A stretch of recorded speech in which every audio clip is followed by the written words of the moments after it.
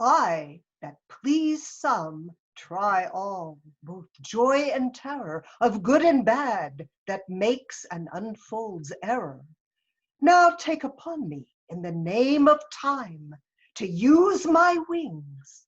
Impute it not a crime to me or my swift passage, that I slide o'er 16 years, and leave the growth untried of that wide gap, since it is in my power to o'erthrow a law, and in one self-born hour to plant an o'erwhelmed custom. Let me pass. The same I am ere ancient's order was, or what is now received, eyewitness to the times that brought them in. So shall I do to the freshest things now reigning, and make stale the glistering of the present, as my tale now seems to it. Your patience thus allowing, I turn my glass, and give my scene such growing as you had slept between. Leontes, leaving the effects of his fond jealousies, so grieving that he shuts up himself. Imagine me, gentle spectators, that I now may be in fair Bohemia. And remember well I mentioned a son of the king's, which Florizel I now name to you, and with speed so paced to speak of Perdita, now grown in grace, equal with wondering. What of her ensues, I list not prophesy, but let time's news be known when 'tis brought forth. A shepherd's daughter, and what to her adheres, what follows after, is the argument of time. Of this allow, if ever you have spent time worse ere now. If never, yet that time himself doth say, he wishes earnestly you never may.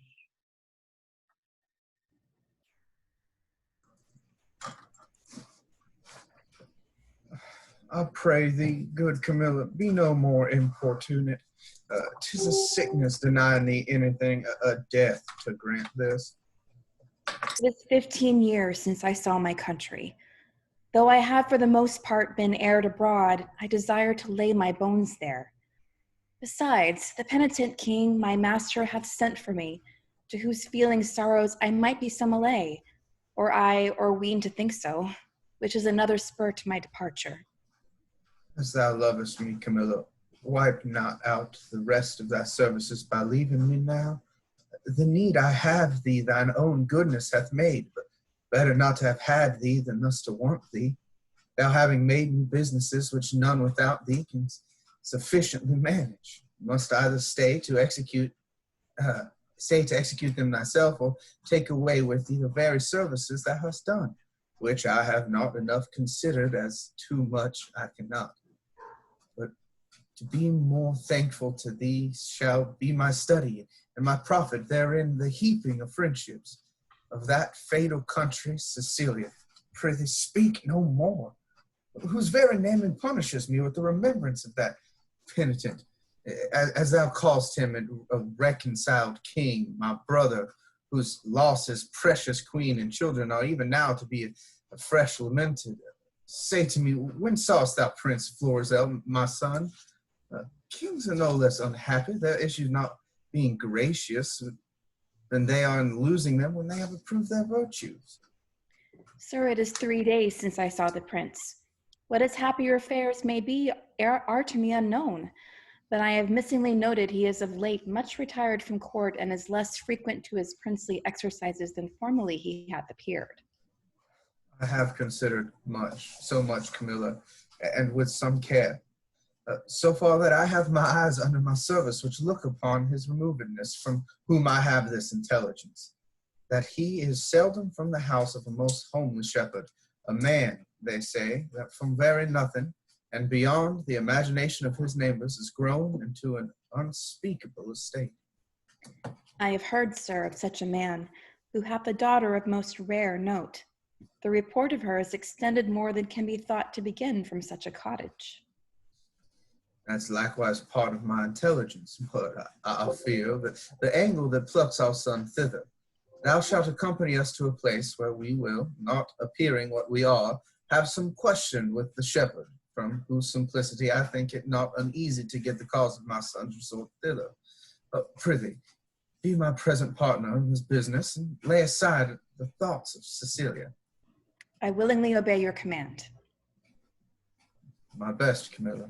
We must disguise ourselves.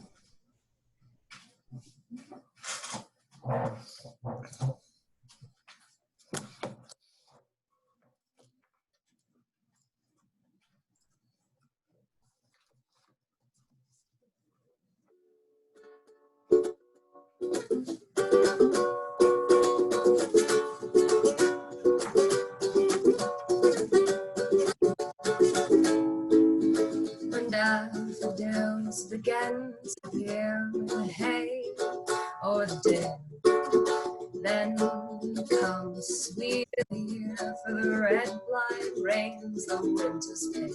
The white sheep bleaching on the hedge, the sweet birds how they sing, doth send my plugging tooth on edge from a port veil. It's a dish for a king.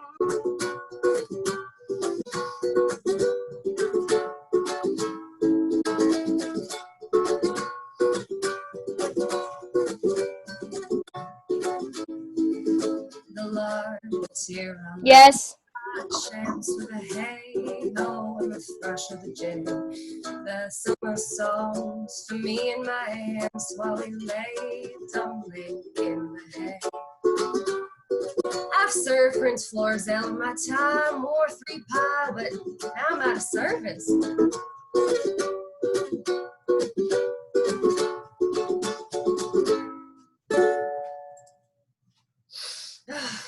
A traffic sheet, when the kite builds, looked lesser linen. My father named me Autolycus, who being as I am, littered under Mercury, was likewise a snapper up of unconsidered trifles. With dye and drab, I purchased this comparison, and my revenue was this silly cheap. Gallows and knock are too powerful on the highway. Beating and hanging are terrors to me for the life to come. I sleep out the thought of it. Prize! A prize! All right, let me see. Every 11 weather tods, every tod yields pound and odd shillings. 1,500 short. What comes the wool to? If the sprige holds the cock's mind. I can't do it without counters. Let me see. What am I to buy for my sheep shearing feast? All right, 3 pounds of sugar, 5 pounds of currants, rice. What will this sister of mine do with rice? But my father hath made her mistress of the feast, and she lays it on. She hath made me 24 nosegays for the shearers, 3 song men all, and very good ones, but they're most of them means and bases. But one Puritan amongst them, and he sings psalms to hornpipes.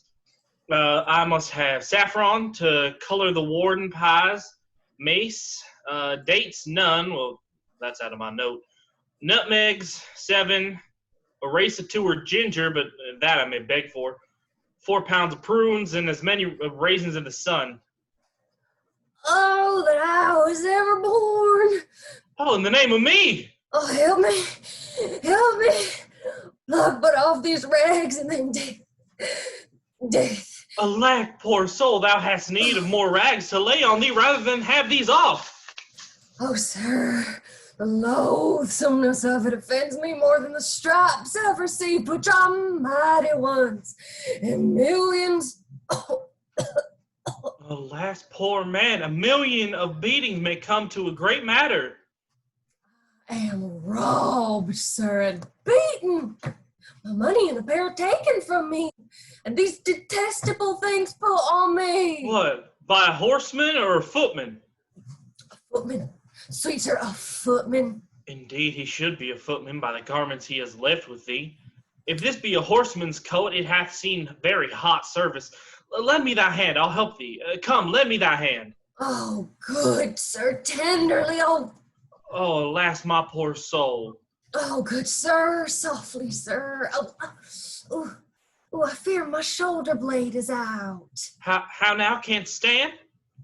Softly, dear sir. Oh, good sir, softly. You have done me a terrible offense. Dost thou lack any money? I have a little money for thee. No, good sweet sir. No, I beseech you, sir. I have a kinsman not past 3/4 of a mile hence, unto whom I was going. I shall there have money or anything I want. Offer me no money, I pray you. That kills my heart. What manner of fellow was he that robbed you?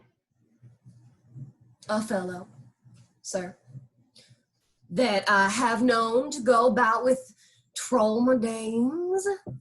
I knew him once a servant of the prince. I cannot tell, good sir, for which of his virtues it was, but he was certainly whipped out of the court. His vices, you would say. There's no virtue without a court. They cherish it to make it stay there, and yet it will no more but abide. Vices, I would say, sir. I know this man well. He hath been since an 8-bearer, and then process server, a bailiff. Then he compassed a motion of the prodigal son and married a tinker's wife within a mile where my land living lies, and having flown over many knavish professions, he settled only in rogue. Some call him Autolycus. Out upon him, prig. For my life, prig. He haunts wakes, fairs, and bear baitings. Oh, very true, sir. He is, sir. That's the rogue that put me in this apparel. Not a more cowardly rogue in all Bohemia. If you had but looked big and spit at him, he'd have run. I must confess to you, sir, I am no fighter.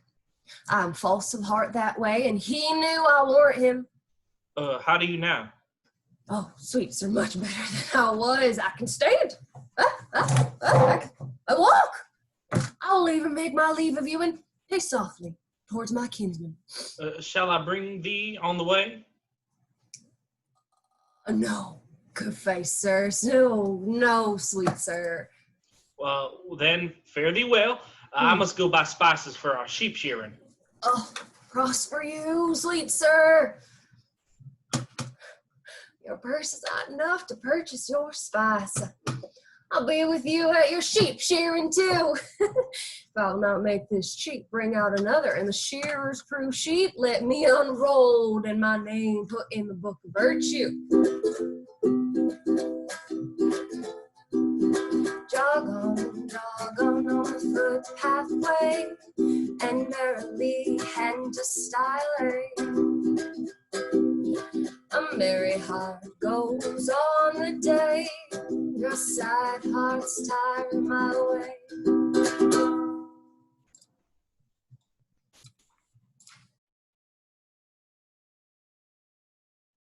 These your unusual weeds to each part of you does give a life. No shepherdess, but Flora appearing in April's front.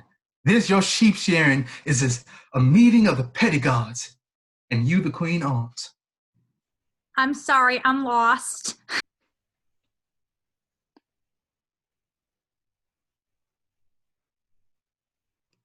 Are we starting? Sir, my gracious lord, to chide at your extremes as not becomes me. Oh, pardon that I name them. Your high self, the gracious mark of the land, you have obscured with a swain's wearing, and me, poorly lowly maid, most godless-like prigged up, but that our feasts in every mess have folly, and the feeders digested with a custom. I should blush to see you so attired. Swoon, I think, to show myself a glass. I bless the time when my good falcon made her flight across thy father's ground. Now Jove afford you cause to meet the difference forges dread. Your greatness hath not used to fear. Even now I tremble to think your father by some accident should pass this way as you did. Oh, the fates. How would he look to see his work so noble, vilely bound up? What would he say? Or how should I, in these borrowed flaunts, behold the sternness of his presence? Apprehend nothing but jollity.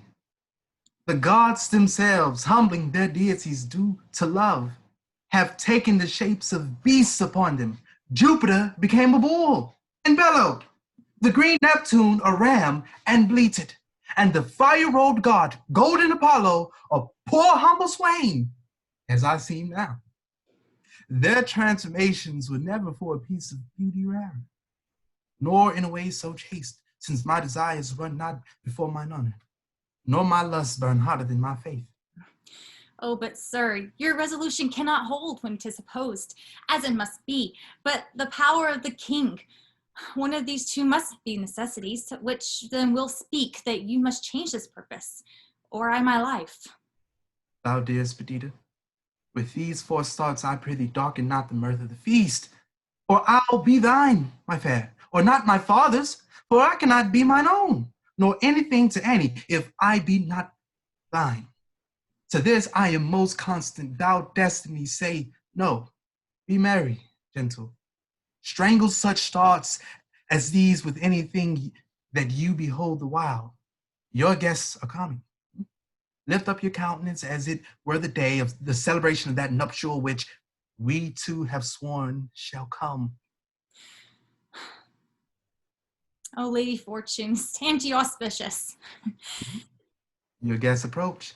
Address yourself to entertain them sprightly, and let's be red with mirth. My daughter, when my old wife lived, upon this day she was both plantler, butler, cook, both dame and servant. Welcomed all, served all, would sing her song and dance her turn. Now here, at the upper end of the table, now in the middle, on his shoulder and his, her face fire with labor in the thing that she took to quench it, and she would to each one sip. You are retired as if you were a feasted one and not the hostess of the meeting. Pray you, bid these unknown friends to welcomes, for it is a way to make us better friends, more known. Come, quench your blushes and present yourself, that when you are mistress of the feast, come on, and bid us welcome to your sheep shearing, as your God flock shall prosper. Sir, welcome. It is my father's will I should take on me the hostessship of the day. You're welcome, sir. Give me those flowers there, Dorcas. Reverend sirs? For there's rosemary and rue. These keep seemingly in savor all the winter long. Grace and remembrance be to you both, and welcome to our shearing.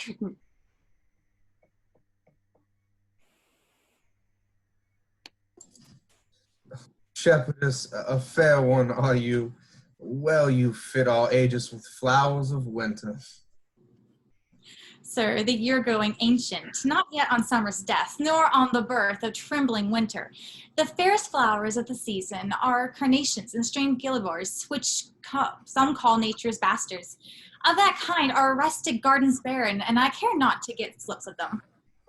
Wherefore, gentle maiden, do you neglect them? For I have heard it said that there is an art, which in their pertinence shares with great creating nature. Say there be. Yet nature is better made by no mean, but nature makes that mean.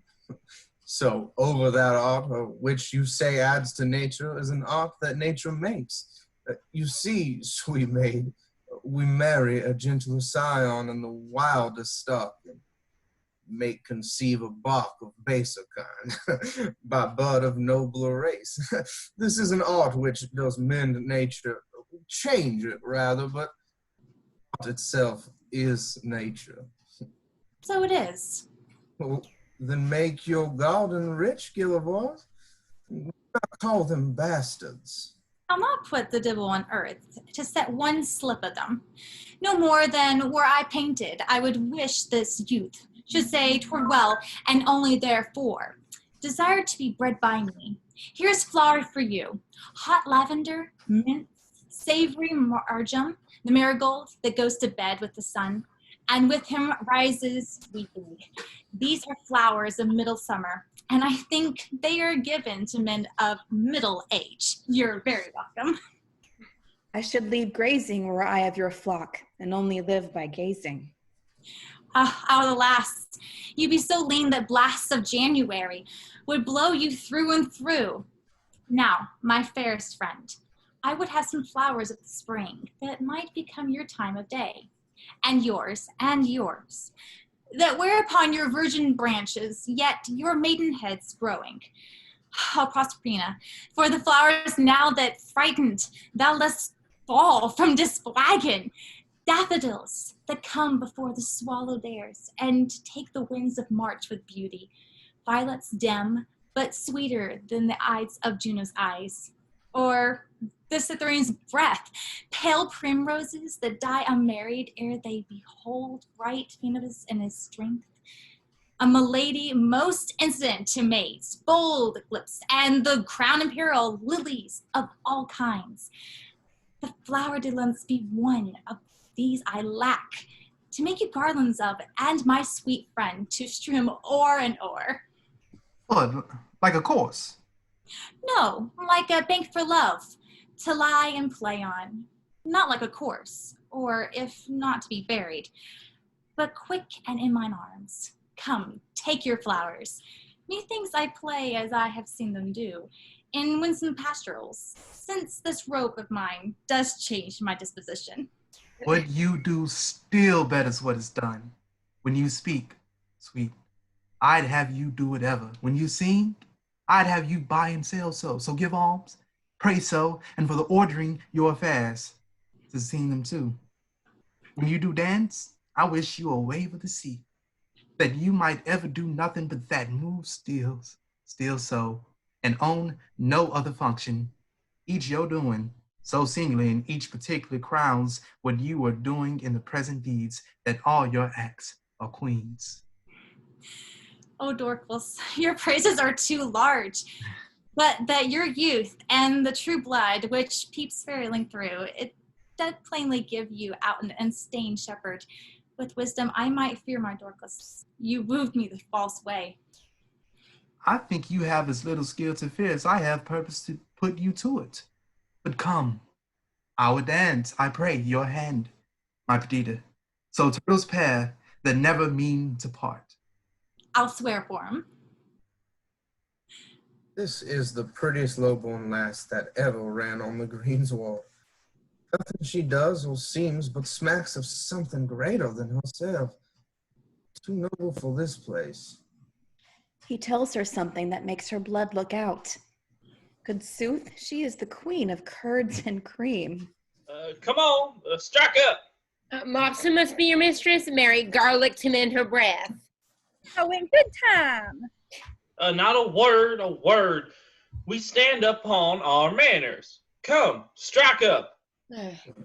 Pray, good shepherd, what fair swain is this which dances with your daughter? They call him Dorcas, and boast himself to have a worthy fitting, but I have it upon his own report, and I believe it. He looks like sooth. He says he loves my daughter. I think so too. For never gaze the moon upon the waters, he'll stand and read us toward my daughter's eyes. And to be plain, I think there is not half a kiss to choose who loves another best. She dances featly. She does anything, though I reported that should be silent if young Dorcas do light upon her. She shall bring him that which he not dreams of. Oh, master, if you did but hear the peddler at the door, you would never dance again after a tabor and a pipe. No, the bagpipe could not move you. He sings several tunes faster than you'll tell money. He utters them as he had eaten ballads, and all men's ears grew to his tunes. He could never come better. He shall come in. I love a ballad, but even too well if it be doleful matter merrily set down, or a very pleasant thing indeed, and sung lamentably. He hath songs for man or woman of all sizes. No milliner can so fit his customers with gloves. He has the prettiest love songs for maids, so without bawdry, which is strange, with such delicate burdens of, not gonna say that, and fadings, jumper and thumper, and where some stretch-mouthed rascal would, as it were, mean mischief and break a foul gap into the matter. He makes the maid to answer, "Whip, do me no harm, good man," puts him off, fights him, and with "Whip, do me no harm, good man." Oh, this is a brave fella. Believe me, thou talkest of an admirable conceited fellow. Has he any unbraided wares? He hath ribbons of all the colors of the rainbow, points more than all the lawyers in Bohemia can learnedly handle, although they come to him by the gross, inkles, caddises, cambrics, lawns, why he sings them over as they were gods or goddesses. You would think a smock were a she-angel, he so tends to the sleeve hand and the work about the square on it. Well, prithee, bring him in and let him approach singing.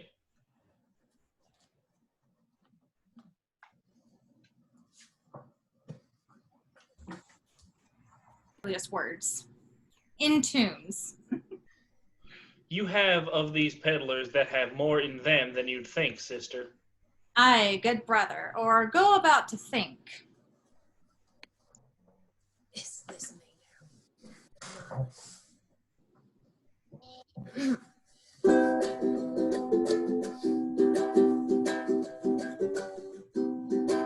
Lawn as white as driven snow, cypress black as there was crow, gloves as sweet as roses, mask for face and noses, oh.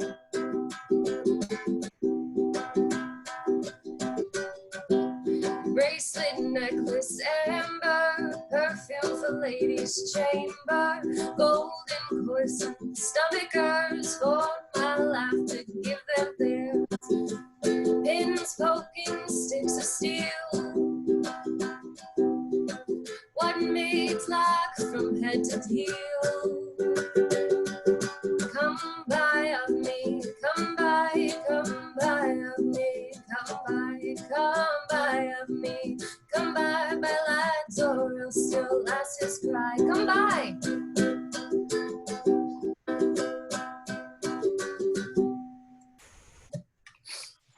Oh, if I were not in love with Mopsa, thou shouldst take no money of me. But being enthralled as I am, it will be also bondage of certain ribbons and gloves. I was promised them against the feast, but they come not too late now. He hath promised you more than that, or there be liars. He hath paid you all he promised you. Maybe he has paid you more, which will shame you to give him again. Is there no manners left among maids? Will they wear their plackets where they should bear their faces? Is there not milking time when you're going to bed, or kinhole to whistle of these secrets? But you must be tittle-tattling before all our guests? This well while they're whispering, clamor your tongues and not a word more. I have done. Come, you promised me a tawdry lace and a pair of sweet gloves. Have I not told thee how I was cozened by the way and lost all my money? And indeed, sir, there are cozeners abroad, therefore it behooves men to be wary. Fear not thou, man, thou shalt lose nothing here. Well, I hope so, sir, for I have about me many parcels of change. What hast here, ballads? Pray now, buy some. I love a ballad and print a laugh, for then we are sure they are true. Here's one to a doleful tune, how a usurer's wife was brought to bed of 20 money bags at a burden, and how she longed to eat adders' heads and toes carbonadoled. Is it true, think you? Very true, and but a month old. Bless me for marrying a usurer. Here's the midwife's name to it, one Mistress Taylor Porter, or 5 or 6 honest wives that were present. Why should I carry lies abroad? Are you now? Buy it. Come on, lay it by, and let's first see more ballads. We'll buy the other things anon. Here's another ballad of a fish that appeared upon the coast on Wednesday, the 40th of April, 40,000 fathoms above water, in some valley, against the hard hearts of maids. It was thought she was a woman, and was turned into a cold fish, for she would not exchange flesh with one that loved her. This ballad is very beautiful, and as true. Is it true too, think you? I've just his hands at it and witnessed more than my pack will hold. Lay it by to another. This is a merry ballad, but A very pretty one. Let's have some merry ballads. Why, this is a passing merry one, and goes to the tunes of two maids wooing a man. There's scarce a maid westward, but she sings it. 'Tis a request I can tell you. We can both sing it. If thou bear a part, thou shalt hear. 'Tis in 3 parts. We had a tune on it a month ago. I can bear my part. You must know 'tis my occupation. Okay. All right, have at it with you. Get you hence, for I must go. Where if it's not, you know. Whither? Oh, whither? Mhm. If it comes thy oath full well, thou to me thy secrets tell. Me too, let me go thither. Or thou goest to the grange or mill. If to either thou dost ill. Woo! Said neither. What neither? I said neither. Thou hast sworn my love to me. Thou hast sworn it more to me. Say whither goest? Say whither? We'll have this song out anon by ourselves. My father and the gentlemen are in sad talk and will not trouble them. Come, bring away thy pack after me. Wenches, I'll buy for you both. Peddler, let's have the first choice. Follow me, girls. You shall pay well for them. And now we're all going to go on a journey here because I'm going to try something new. I'm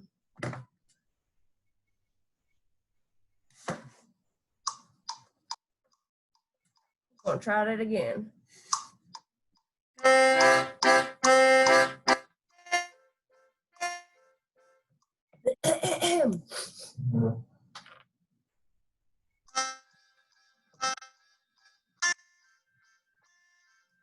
Will you buy and take or lace for your cape, my dainty dye, my dear?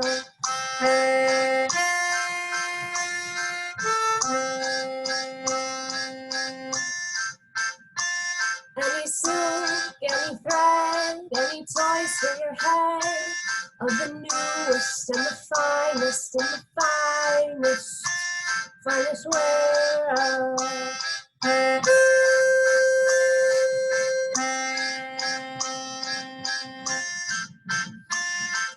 Come to the peddler, money's a meddler, that doth utter all men's wear.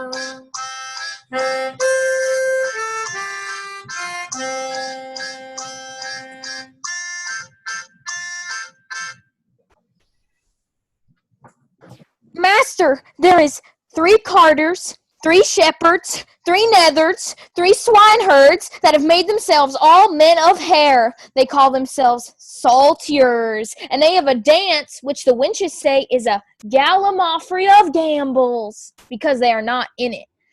But they themselves are of the mind. If it be not too rough for some that know little but bowling, it will please plentifully. Away! Well, none on it. Here has been too much home foolery already. I know, sir. We weary you. You weary those that refresh us. Pray, let's see these 4 threes of herdsmen. 3 of them, by their own report, sir, hath danced before the king, and not the worst of the 3, but jumps 12.5 by the square. Leave your prattling, since these good men are pleased. Let them come in, but quickly now. Why, they stay at the door, sir. Oh, Father, you'll know more of that hereafter. Is it not too far gone? But 'tis time to part them. He's simple and tells much. How now, fair shepherd? Your heart is full of something that does take your mind from feasting. Sooth. When I was young, I handed love as you do. I was wont to load my sheet with gnats. I would have ransacked the peddler's silken treasury and abhorred it to her acceptance. You have let him go, and nothing martyred with him. If your last interpretation should abuse and cause this your lack of love or bounty, you will straight it for a reply. At least if you make a care of happy hold on her. Old sir, I know she prizes not such trifles as these are. The gifts she looks from me are packed and locked up in my heart, which I have given already, but not delivered. Oh, hear me breathe my life before this ancient sir, who, it should seem, hath sometime loved. I take thy hand. This hand, as soft as dove's down and as white as it, or Ethiopian's tooth, or the fanned snow that's bolted by the northern blast twice o'er. What follows this? How prettily the young swain seems to wash the hands was fair before. I have put you out, but to your protestation, let me hear what you profess. Do, and be witness to it. And this my neighbor too? And he, and more than he, and men, the earth, the heavens, and all. There were I crowned the most imperial monarch, thereof most worthy were I the fairest youth that ever made I swerve, had force and knowledge, and more than was ever man's, I would not prize them without her love. For her employ them all, commend them and condemn them to her service or to their own perdition. Fairly awful. This shows a sound affection. But my daughter, say you the like to him? I cannot speak so well, nothing so well know, nor mean better. But the pattern of my own thoughts, I cut out the purity of his. Take hands, a bargain, and friends unknown, you shall bear witness to it. I give my daughter to him, and will make her portion equal his. Oh, that must be the virtue of your daughter. One being dead, I shall have more than you can dream of, yet enough then for your wonder. But come on, contract us for these witnesses. Come, your hand, and daughter yours. Soft, swain, a while, beseech you. Or have you a father? I have, but what of him? Knows he of this? He neither does nor shall. Methinks a father is at the nuptial of his son a guest that the best becomes the table. Pray you, once more, is not your father grown and capable of reasonable affairs? Is he not stupid with age and altering rooms? Can he speak? Hear? No man from man? Dispute his own estate? Lies he not bedrid? And again does nothing but what he did being childish? No, good sir. He has his health and ampler strength indeed than most have of his age. By my white beard, you offer him. If this be so, or wrong, something unfilial. Reason, my son, should choose himself a wife, but as good reason the father, all whose joy is nothing else but fair posterity, should hold and come to counsel in such a business. I yield all this, but for some other reasons, my grave sir, which does not fit you know, I not acquaint my fathers of this business. Let him know it. He shall not. Prithee, let him. No, he must not. Let him, my son. He shall not need to grieve at knowing of thy choice. Come, he must not. Mark our contract. Mark your divorce, young sir, whom son I dare not call. Thou art too base to be acknowledged. Thou a scepter's heir that thus affects a sheep hook. Thou old traitor, I am sorry. that by hanging thee I can but shorten thy life 1 week, and thou, fresh piece of excellent witchcraft, whom of force must know the royal fore thou coppest with, Oh, my heart! I'll have thy beauty scratched with briars, and made more homely than my state. For thee, fond boy, if I may ever know thou dost but sigh that thou no more shalt see this knack, as never I meant thou shalt, will bar thee from succession, not hold thee of our blood, no, not our kin, farer than Deucalion off. Mark thou my words, follow us to the cart.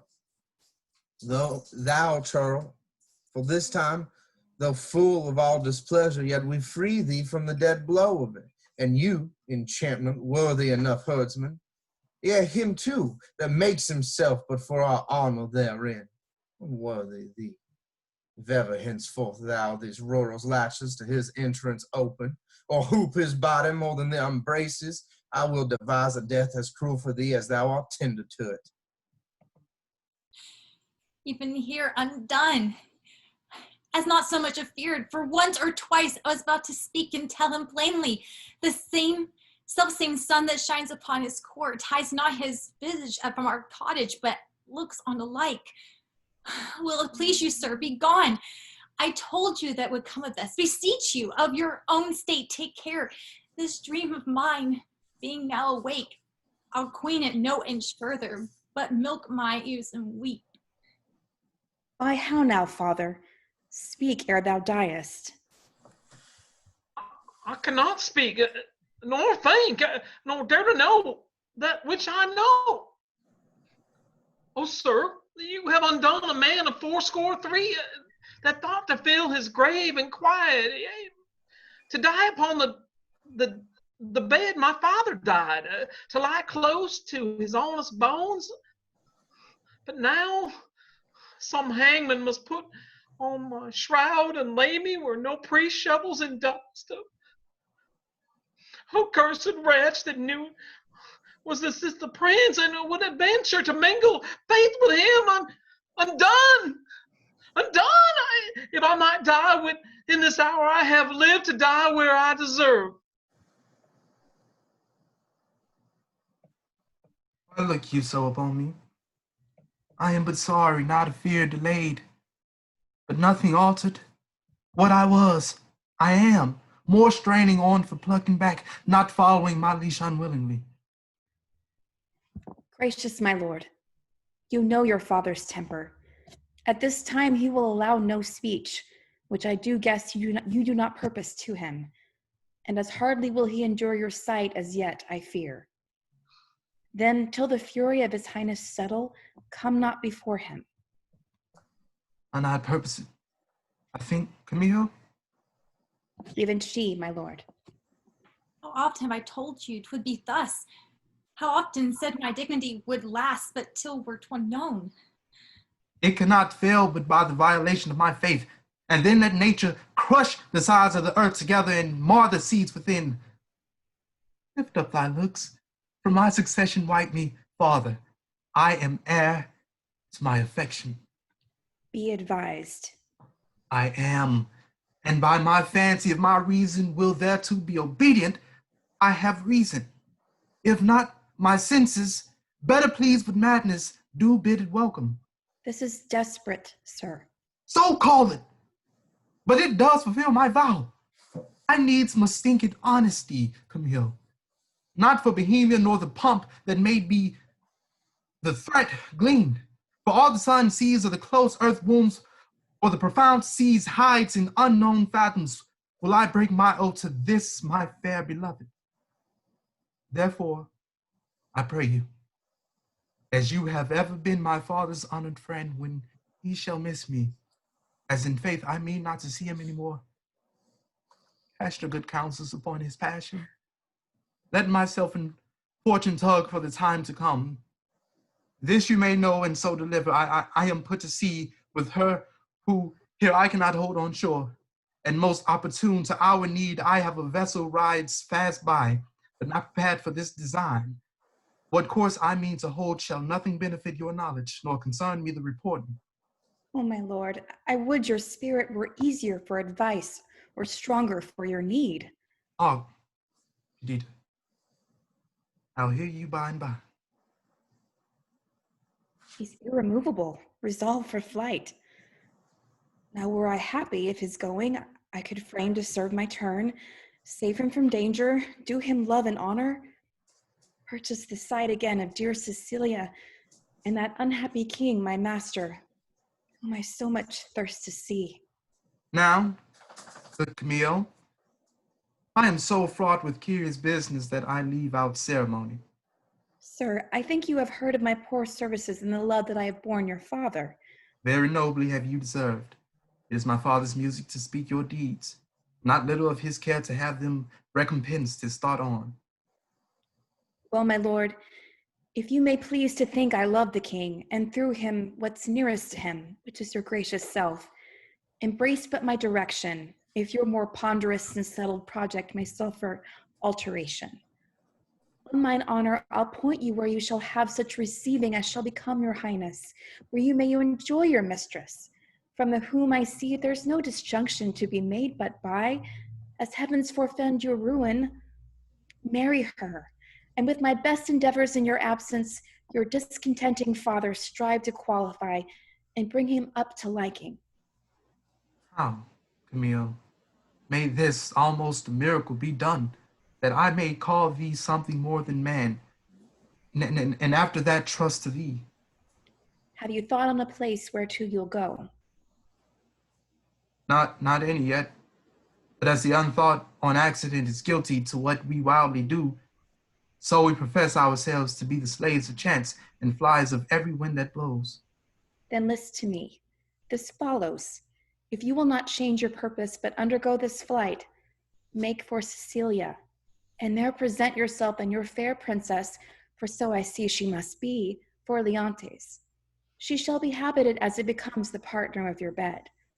Methinks I see Leontes opening his free arms and weeping as welcomes forth, asks thee, the son, forgiveness, as 'twere the father's person, kisses the hands of your fresh princess, or an oar divides him twixt his unkindness and his kindness.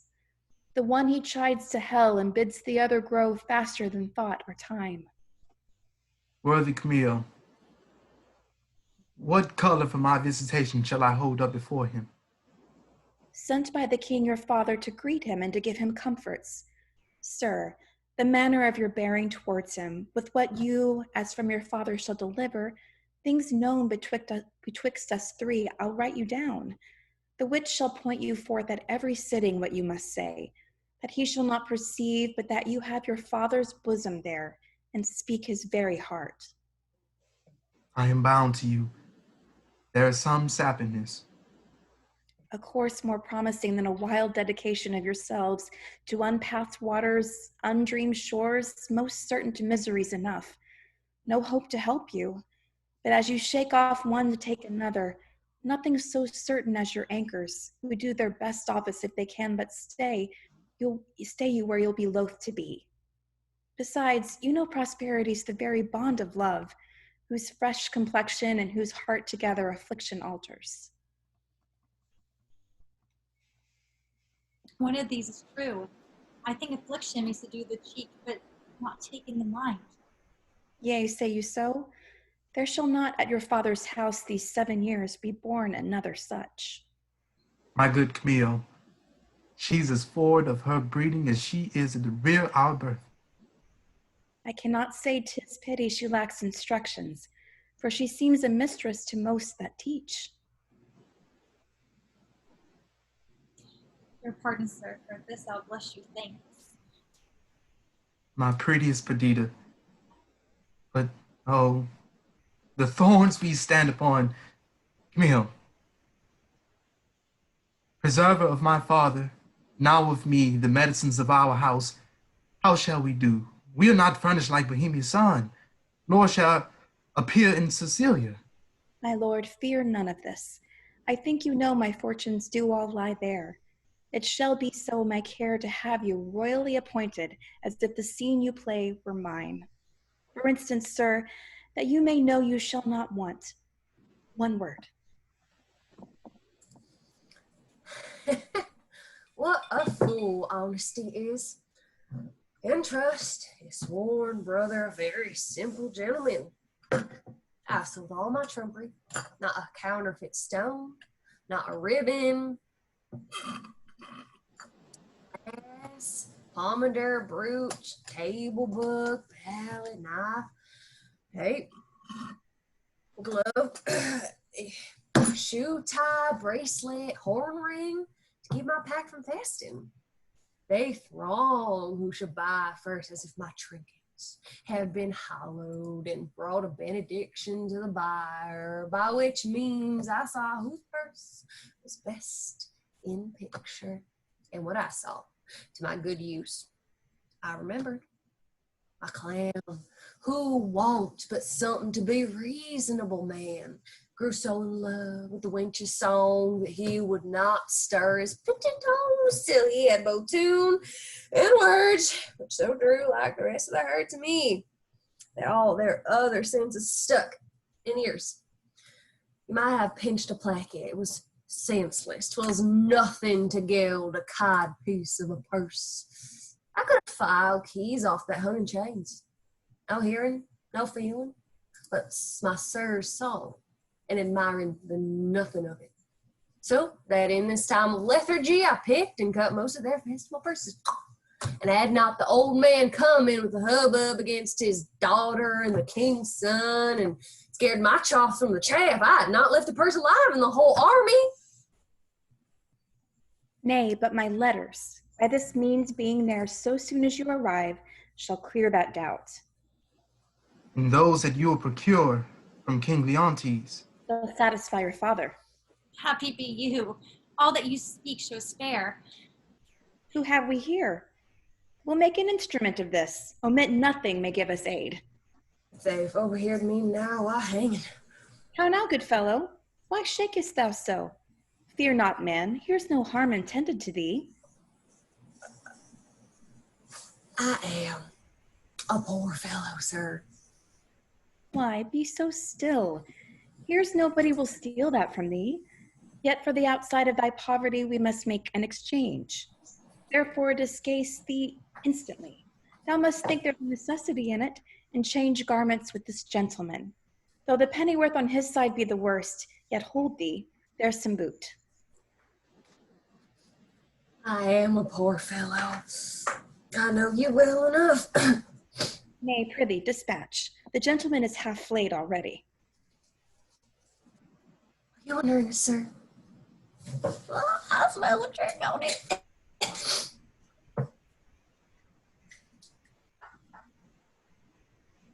Dispatch, I prithee.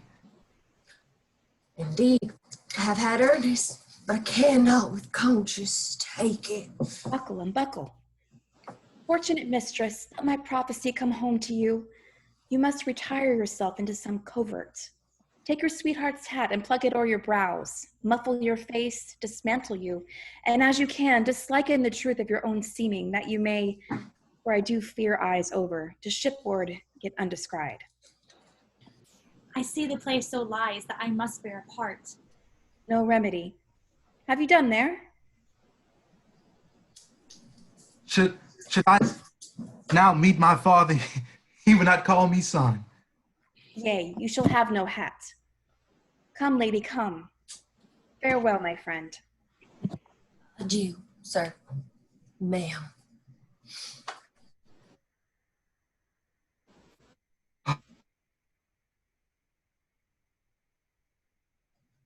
What I do next shall be to tell the king of this escape, and whither they are bound.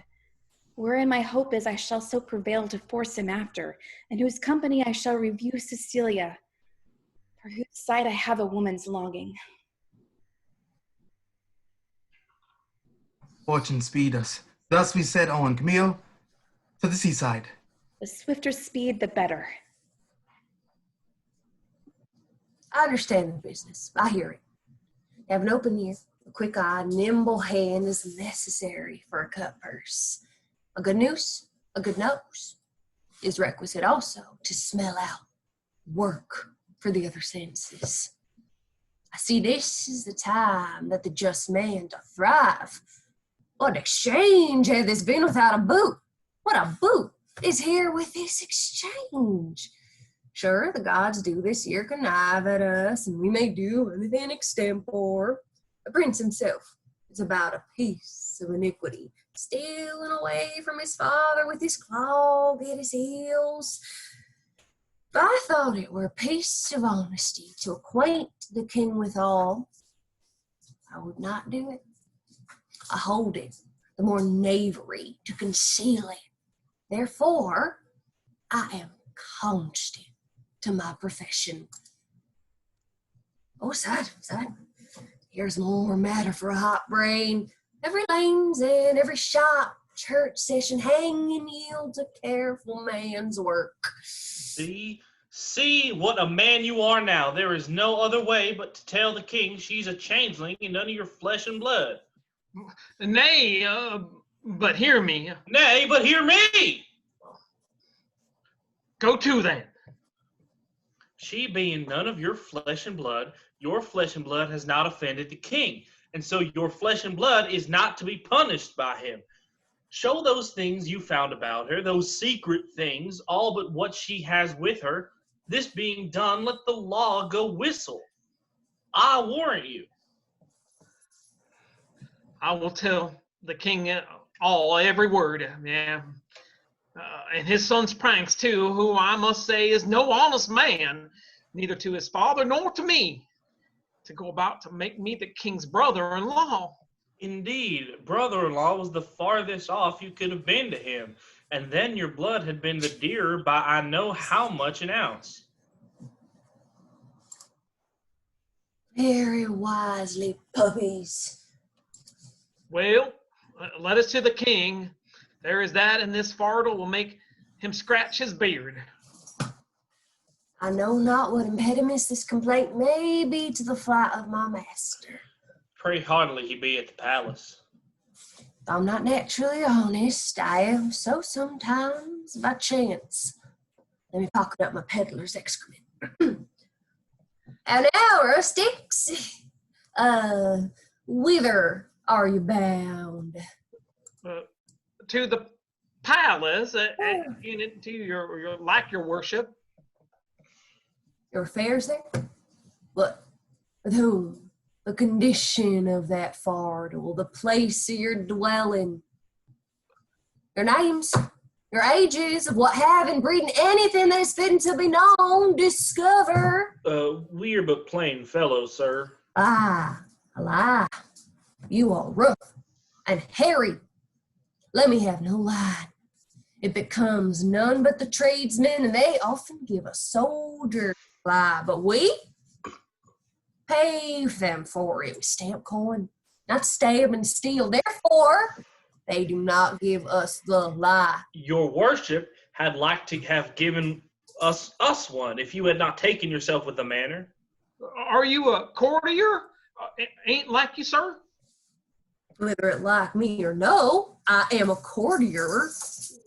Seest thou not the air of the court in these unfoldings? Hath not my gait in the measure of the court? Receives not thy news court order from me? Reflect I not on the baseness of court contempt? Thinkest thou, for that I insinuate and toes from thee thy business, I am therefore no courtier? I am courtier cap up high, and one that will either push on or pluck back thy business there, whereupon I command thee to open thy affair. My business, sir, is to the king. What advocate hast thou to him? I know not. Ain't you like you? Advocate's the court word for a pheasant. Say you have none. None, sir. I have no pheasant, cock, nor hen. How blessed are we that we are not simple men. Yet nature might have made me as thee are, therefore I will not disdain. This cannot be but a great courtier. His garments are rich, but he wears them not so handsomely. He seems to be the more noble in being fantastical.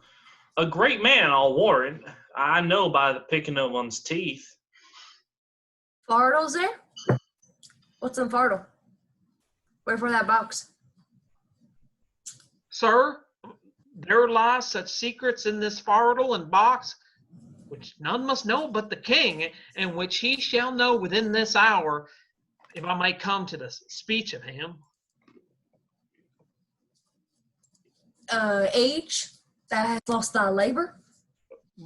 Why, sir? The king is not at the palace. He's gone aboard a new ship to purge a melancholy and air himself. For if thou beest, let me try that again. If thou beest capable of things serious, thou must know king is full of grief. So 'tis said, sir, about his son that should have married a shepherd's daughter.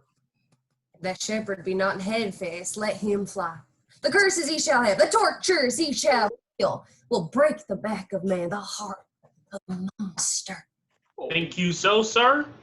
He, not he alone, shall suffer what wit can make heavy and vengeance bitter. But those that are germane to him, though removed 50 times, shall all come under the hangman, which, though it be great pity, it is necessary. An old sheep, whistling rogue, a ram pender to offer to have his daughter come into grace. Some say he shall be stoned. But that death is too soft for him, say I. Drawer thrown into a sheepcote? Oh, death are too few, the sharpest. Too easy. Has the old man e'er a son, sir, do you hear? And like you, sir? Oh, his son, who shall be flayed alive, then anointed over with honey, set on the head of a wasp's nest, then stand till he be 3/4 in a dram death, then discovered again, aquavita, or some other hot infusion. Then, raw as he is, and in the hottest day, prognostication proclaimed, shall he be set back against a brick wall, with the sun looking in the southward eye upon him, where he is to behold him, with flies blown to him. What talk we of these traitorly rascals, whose miseries are to be smelled at, their offenses being so capital? Tell me, for you seem to be plain honest man, what you have to the king, being something gently considerate, I'll bring you where he is bored, tender your persons to his presence, whisper him in your behalfs, and if it be in man besides the king to effect your suits, here's the man shall do it. He seems to be of great authority. Close with him, give him gold, and though authority be a stubborn bear, yet he is oft led by the nose with gold. Show the inside of your purse to the outside of his hand, and no more ado. Remember, stoned and flayed alive. And you're pleased, sir, to undertake the business for us. Here is that gold I have. I'll make it as much more, and leave you this young man in pawn until I bring it you. After I've done what I promised? Aye, sir. Well, give me the money. Are you a party in this business? In some sort, sir, but though my case be a pitiful one, I hope I shall not be flayed out of it. Oh, that's the case of the shepherd's son. Hang him. He'll be made an example. Comfort, good comfort. We must to the king and show our strange sights. He must know 'tis none of your daughter nor my sister. We are gone else. Sir, I will give you as much as this old man does when the business is performed, and remain, as he says, your pawn, till it be brought you. I'll trust you. Walk forth seaside, go on the right hand. I will but look upon the hedge and follow you. We are blessed in this man, as I may say, even blessed. Let's before as he bids us. He was provided to do us good. If I had a mind, to be honest, I see fortune would not suffer me. She dropped booties in my mouth. I'm courted now with a double occasion. Gold and a means to do the prince my master good, which who knows how that may turn back to my advancement. I'll bring these 2 moles, these blind ones aboard him, if he think it fit to shore them again, and that the complaint they have to the king concerns him nothing. Let him call me rogue for being so far-facious. For I'm proof against that title, and what shame him belongs to it. To him will I present them. There may be matter in it.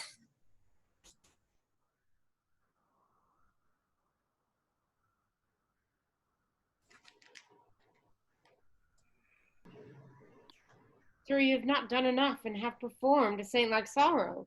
No fault could you make which you have not redeemed, indeed, paid down more penitence than done trespass. At last, do as the heavens have done, forget your evil. With them, forgive them yourself. Whilst I remember her and her virtues, I cannot, for her honored friends, bring them to our embracement. Still, 'tis strange he thus should steal upon us.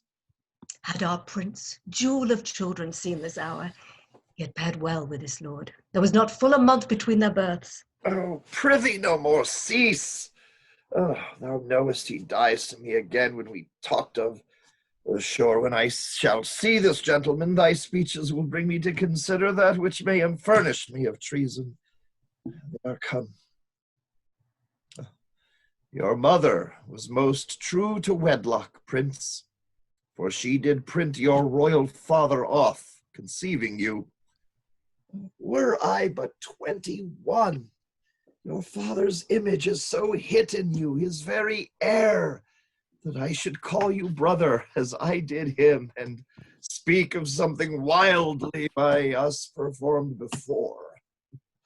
Oh, most dearly welcome. And your fair princess, oh, goddess. Oh, alas, I lost a couple that twixt heaven and earth might thus have stood, begetting wonder, as you, gracious couple, do. And then I lost, in all mine own folly, the society, amity too, of your brave father, whom, though bearing misery, I desire my life once more to look on him. By his command have I here touched Cecilia, and from him give you all greetings that a king and friend can send his brother. And but infirmity which waits upon worn times had something seized his wished ability. He had himself the lands and waters twixt your throne and his measure to look upon you. Whom he loves, he bade me say so, more than all the scepters and those that bear them living. Oh, my brother, good gentleman, oh, the wrongs I have done thee stir afresh within me, and these thy offices, so rarely kind, are as interpreters of my behindhand slackness. Oh, welcome hither, as is the spring to the earth. And hath he too exposed this paragon to the fearful usage, at least ungentle, of the dreadful Neptune, to greet a man not worth her pains, much less the adventure of her person? Good, my lord, she came from Libya. Oh, where the warlike Smallus, thou, that noble honored lord, is feared and loved? Most royal, sir, from him, those whose daughter his tears proclaimed his parting with her. Thence, a prosperous south wind friendly, we have crossed to execute the charge my father gave me for visiting your highness.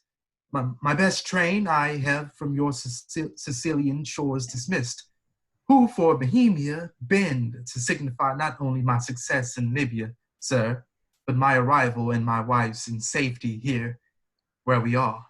The blessed gods purge all infection from our air whilst you do climate here. You have a holy father, a great Full gentlemen, against whose person, so sacred as it is, I have done sin, for which the heavens, taking angry note, hath left me issueless. And your father's blessed, as he from heaven merits it, with you worthy his goodness. What might I have been? Might I, as son and daughter, now have looked on such goodly things as you? Most noble sir, that which I shall report will bear no credit were not the proof so nigh. Please you, great sir, Bohemia greets you from himself by me. Desires you to attach his son, who has his dignity and duty both cast off, fled from his father, from his hopes, and with a shepherd's daughter. Where's Bohemia? Speak. Here in your city. I now came from him.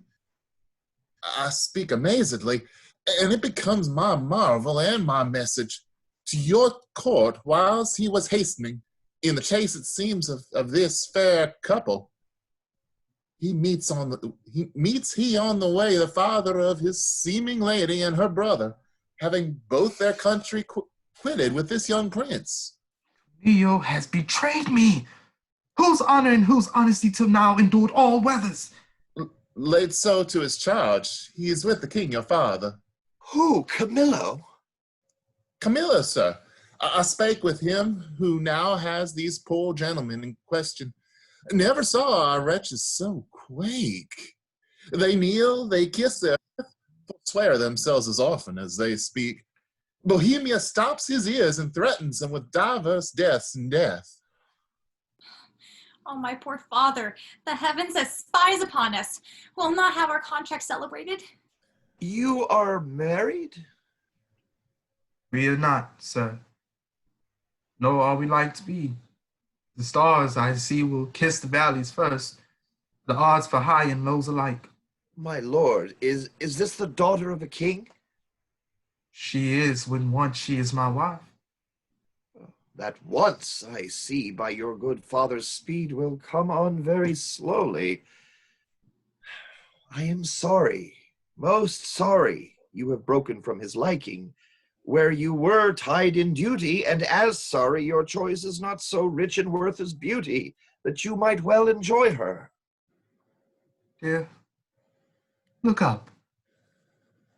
Though fortune, visible and enemy, should chase us with my father, power no jot hath she to change our loves. Beseech you, sir, remember, since you owe no more to time than I do now, with thought of such affection, step forth mine advocate. At your request, my father will grant precious things as trifles. Would he do so, I'd beg your precious mistress, which he counts as but a trifle. Sir, my liege, your eye hath too much youth in it. Not a month for your queen died. She was more worth such gazes than what you look on now. Well, I thought of her, even in these looks I made. But your petition is yet unanswered. I will to your father. Your honor not o'erthrown by your desires, I am friend to them and you, upon which errand I now go toward him. Therefore, follow me, and mark what way I make. Come, good my lord.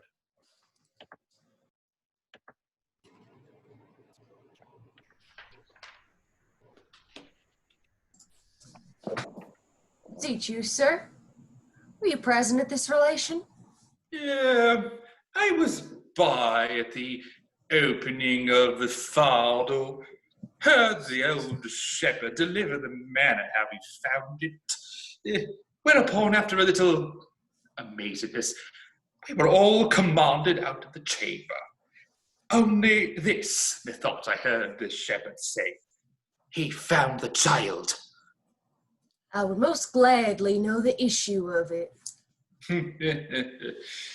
I make a broken delivery of the business, but the changes I perceived in the king and Camilla were very notes of admiration. They seemed almost, with staring on one another, to tear the cases of their eyes. There was speech in their dumbness, language in their very gesture.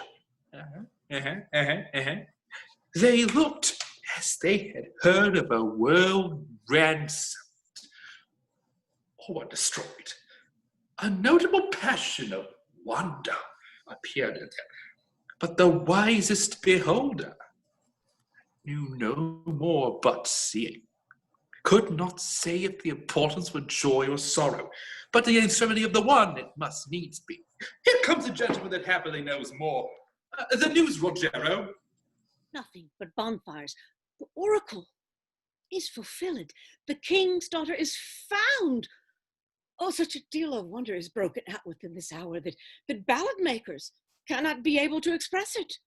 Oh, here comes the Lady Helena's steward. They can deliver you more. How goes it now? This news which is called true, so like an old tale, that the verity of it is in strong suspicion. The king found his heir. Most true, if ever truth were pregnant by circumstance. That which you hear, you'll swear you see. There is such a unity in the proofs. The mantle of Queen Hermione's, her jewel about the neck of it, the letters of Antigonus found with it, which they know to be his character, the majesty of the creature in resemblance of the mother, the affection of the noblest, which nature shows above her breeding, and many other evidences proclaim her with all certainty to be the king's daughter. Did you see the meeting of the two kings? No. Oh, then you have lost a sight which was to be seen, cannot be spoken of. Their might you have beheld the joy crown one another, so and in such manner that it seemed sorrow wept to take the leave of them, for their joy waded in tears. There was casting up of eyes, holding up of hands, with countenance of such distraction that they were to be known by garment, not by favor. Our king, being ready to leap out of himself for joy of his found daughter, as if that joy were now become a loss, cries, "Oh, thy mother, thy mother!" Then asks Bohemia for forgiveness, then embraces his son-in-law, then again worries he his daughter with clipping her. Now he thanks the old shepherd which stands by like a weather-beaten conduit of many kings' reigns. I never heard of another such encounter, which lames report to follow it, and undoes description to do it. What, pray you, became of Antigonus, that carried hence the child? Like an old tale still, which will have matter to rehearse, though credit be asleep and not an ear open. He was torn to pieces with a bear. This avouches the shepherd's son, who has not only his innocence, which seems much to justify him, but a handkerchief and rings of his that Paulina knows. What became of the bark and his followers? Wrecked the same instant of their master's death, and in the view of the shepherd, so that all the instruments which aided to expose the child were even lost when it was found. But the noble combat twixt joy and sorrow was fought in Paulina. She had one eye declined for the loss of her husband, another elevated that the oracle was fulfilled. She lifted the princess from the earth, and so locks her in embracing as if she would pin her to her heart, that she might no more be in danger of losing. Yeah. The dignity of this act was worth the audience of kings and princes, for by such it was acted. One of the prettiest touches of all, and that which angled for mine eyes, caught the water, though not the fish, was when at the relation of the queen's death, with the manner how she came to it bravely confessed and lamented by the king, how attentiveness wounded his daughter, till from one sigh of dolor to another she did with an alas, I would fain say bleed tears, for I am sure my heart wept blood, who was most marble there changed color, some swooned, all sorrowed. If all the world could have seen't, the woe had been universal. Are they returned to the court? No, The princess, hearing of her mother's statue, which is in the keeping of Paulina, a piece of many years in doing, and now newly performed by that rare Italian master, Giulio Romano, who, had he himself eternity and could put breath into his work, would beguile nature of her custom, so perfectly he is her ape. He's so near to Hermione, hath done Hermione, that they say one would speak to her and stand in hope of answer. Thither with all greediness of affection are they gone, and there they intend to sup. I thought she had some great matter there in hand, for she hath privately twice or thrice a day, ever since the death of Hermione, visited that removed house. Shall we then, and with our company, peace the rejoicing? Who would be thence that has the presence of access?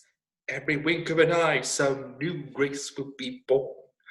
Our absence makes us unthrifty to our knowledge. Let's along. Now, had I not the dash of my former life in me, would preferment drop on my head. I brought the old man and his son aboard the prince, told him I heard them talk of a fardel, and I know not what. But he at that time over fond of the shepherd's daughter, so he then took her to be, being much to be sick, who began to be much seasick, and himself a little better.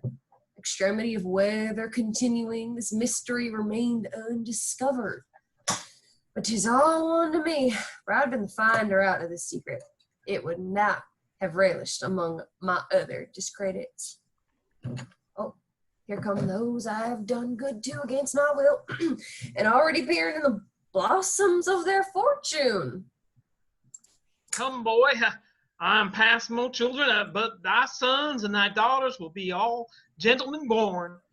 You were well met, sir. You denied to fight with me this other day because I was no gentleman born. See you these clothes? Say you see them not and think me still no gentleman born. You were the best say these robes are not gentlemen born. Give me the lie, do, and try whether I am not now a gentleman born. No, you are now, sir, a gentleman. Aye, and have been so any time these 4 hours. And so have I, boy. So you have, but I was a gentleman born before my father, for the king's son took me by the hand and called me brother, and then the 2 kings called my father brother, and then the prince my brother, and the princess my sister called my father father, and so we wept, and there was the first gentleman-like tears that ever we shed. We may live, son, to shed many more. Aye, or else 'twere hard luck being in so preposterous a state as we were. I humbly beseech you, sir, to pardon me all the faults I have committed to your worship, and give me your good report to the prince my master. Prithee, son, do, for we must be gentle. Now we are gentlemen. That would amend thy life. Aye, and it like your good worship. Give me thy hand. I will swear to the prince thou art as honest a true fellow as any in Bohemia. You may say it, but not swear it. Not swear it. Now I am a gentleman. Let boors and franklins say it. I'll swear it. How if it be false, son?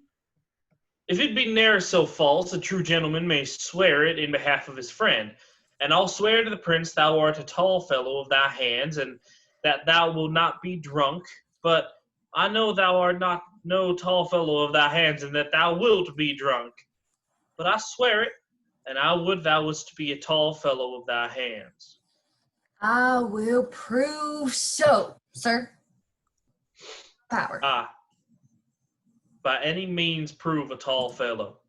If I do not wonder how thou darest venture to be drunk, not being a tall fellow, trust me not. Hark, the kings and princes, our kindred, are going to see the queen's picture. Come, follow us, we'll be thy good masters.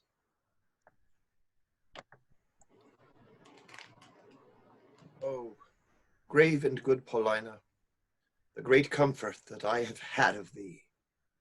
What sovereign sir, I did not well, I meant well. All my services you have paid home, but that you have vouchsafed with your crowned brother and these your contracted heirs of your kingdoms my poor house to visit. It is a surplus of your grace which never my life may last to answer.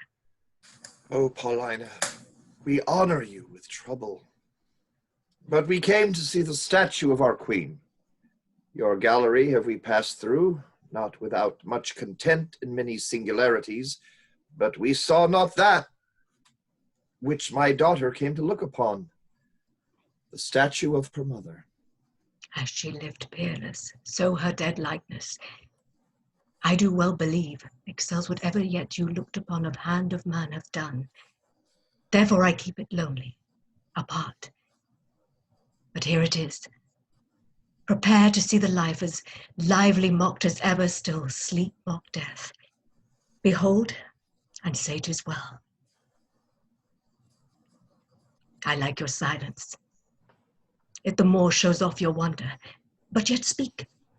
First you, my liege, comes it not something near? Her natural posture.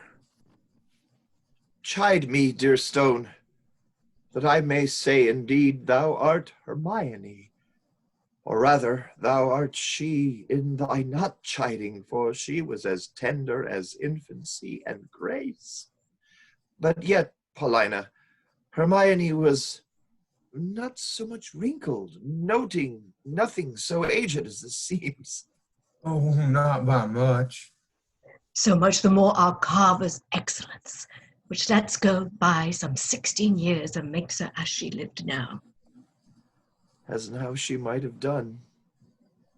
So much to my good comfort as it is, now piercing to my soul. Oh, thus she stood, even with such life of majesty, warm life, as now it coldly stands, when first I wooed her. I am ashamed. Does not the stone rebuke me for being more stone than it?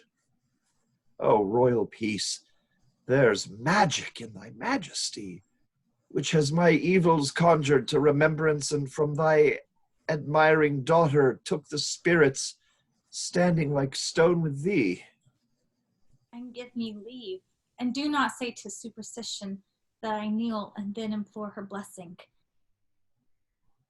Lady, dear queen, that ended when I but began, give me that hand of yours to kiss. Oh, patience. The statue is but newly fixed. The color's not dry. My lord, your sorrow was too sore laid on, which 16 winters cannot blow away, so many summers dry. Scarce any joy did ever so long live, no sorrow but killed itself much sooner.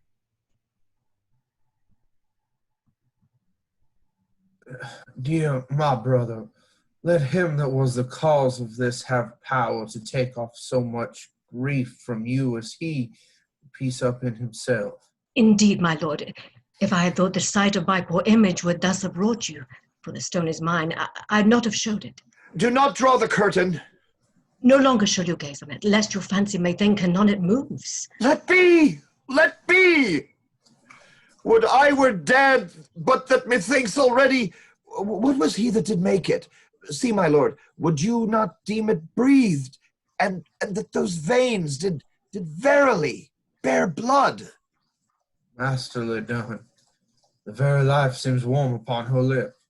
The fixture of her eye has motion in it, as we are mocked with art. I'll draw the curtain. My lord's almost so far transported that he'll think anon it lives. Oh, sweet Paulina, make me to think so 20 years together. No settled senses of the world can match the pleasure of that madness. Let it alone. I am sorry, sir. I have thus far stirred you, but I could afflict you farther. Do, Paulina, for this affliction has a taste as sweet as any cordial comfort. Still, methinks that there is an air comes from her. What fine chisel could ever yet cut breath? Now let no man mock me, for I will kiss her. Good my lord, forbear. The rudeness upon her lip is wet. You'll mar it if you kiss it. Stain your own with oily painting. Shall I draw the curtain? No, not these 20 years. How long could I stand by a looker on? Either forbear. Quit presently the chapel, or resolve you for more amazement. If you can behold it, I'll make the statue move indeed. Descend and take you by the hand. But then you'll think, which I protest against, I am assisted by wicked powers. What you can make her do, I am content to look on. What to speak, I am content to hear. For 'tis as easy to make her speak as move.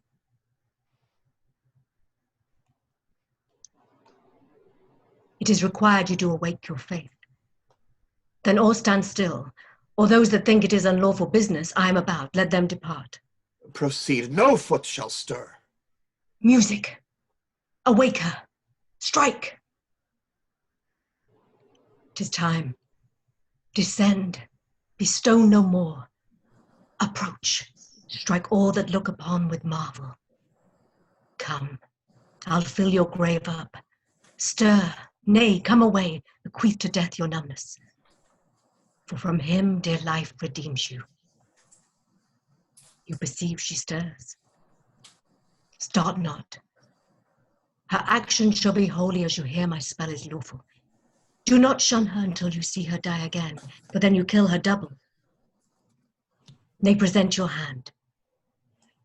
When she was young, you wooed her. Now in age, has she become a suitor? Oh, she's warm. Oh, if this be magic, let it be an art lawful as eating. She embraces him.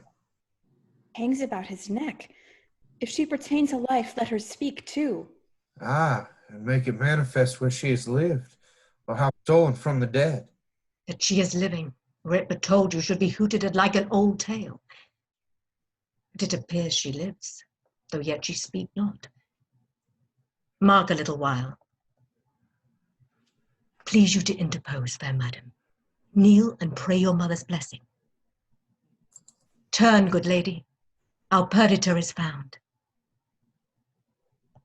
You gods, look down, and from your sacred vials pour your graces upon my daughter's head. Tell me, mine own, where hast thou been preserved? Where lived? How found thy father's court? For thou shalt hear that I, knowing by Paulina that the oracle gave hope thou wast in being, have preserved myself to see the issue. There's time enough for that, lest they desire upon this push to trouble your joys with like relation. Go together, you precious winners all. Your exultation partake to everyone. I, an old turtle, will wing me to some withered bough, and there my mate. It's never to be found again. Lament till I am lost. Oh, peace, Paulina. Thou shouldst a dear wife take by my consent, as I by thine a wife. This is a match, and made betweens by vows. Thou hast found mine, but how is to be questioned, for I saw her, as I thought dead, and have in vain said many a prayer upon her grave. I'll not seek far. For him, I partly know her mind, to find thee an honorable wife. Come, Camillo, and take her by the hand, whose worth and honesty is richly noted and here justified by us, a pair of kings. Let's from this place. What? Oh, look you upon my, look upon my brother. Both pardons, that ere I put between your holy looks my ill suspicion. This your son-in-law, and son unto the king, whom heaven's directing is troth plight to your daughter. Good Paulina, lead us from hence, where we may leisurely each one demand and answer to his part performed in this wide gap of time since first we were dissevered. Hastily lead away. End of poem.